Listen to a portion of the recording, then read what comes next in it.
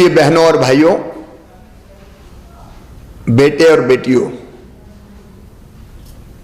मध्य प्रदेश में आज कई महीनों बाद कोविड के 30 नए प्रकरण मिले हैं। कल अपने पूरे देश में भी 7,495 पॉजिटिव प्रकरण पूरे देश में आए हैं। और एक बात जो मन में चिंता पैदा करती है, महाराष्ट्र, गुजरात और दिल्ली तीनों राज्यों में पिछले एक सप्ताह से पॉजिटिव केसों में लगातार वृद्धि हो रही है, लगातार बढ़ोतरी हो रही है।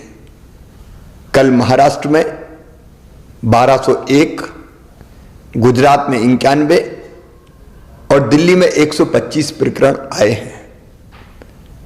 हम सब जानते हैं इन राज्यों से मध्य प्रदेश में आना जाना लगातार बना रहता है और पूर्व के अनुभव भी हमें ये बताते हैं कि पिछली बार भी महाराष्ट्र में पॉजिटिव केस बढ़ना शुरू हुए, गुजरात में बढ़े और उसके बाद मध्य प्रदेश में लगातार पहली हो या बाद में दूसरी लहर आई।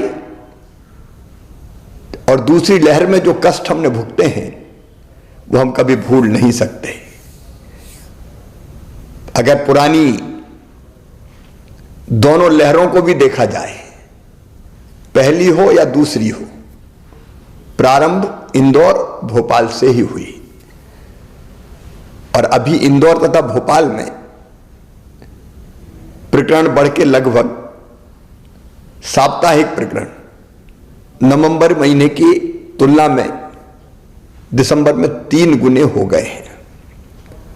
कोरोना ने अपना स्वरूप बदला है और नया स्वरूप ओमिक्रॉन के रूप में देश के 16 राज्यों में आ चुका है।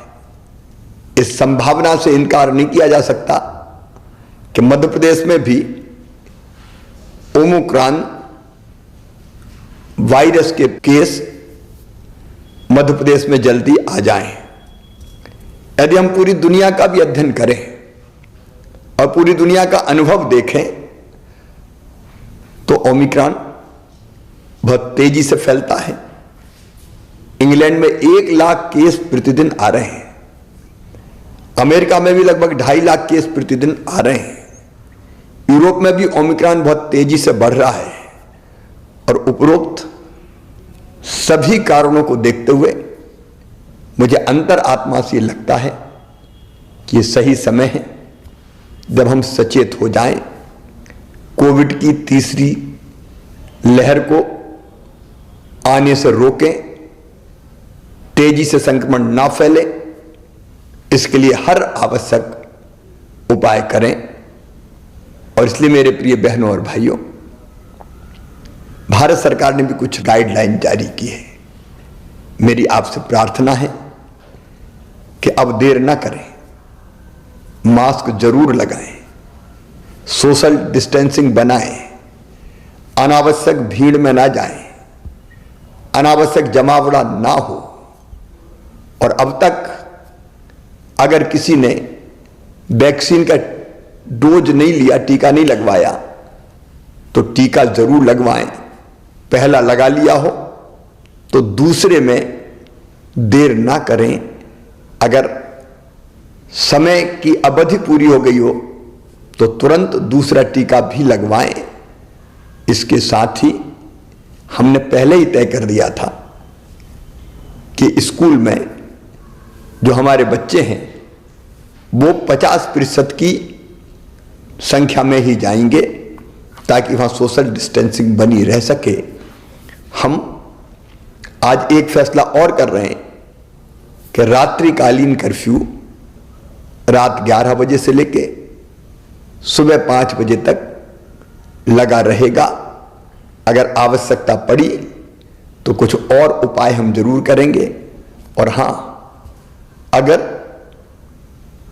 कोविड का कोई पॉजिटिव केस आता है तो घर में अगर पर्याप्त स्थान है तो घर में उसको आइसोलेट करके इलाज करेंगे।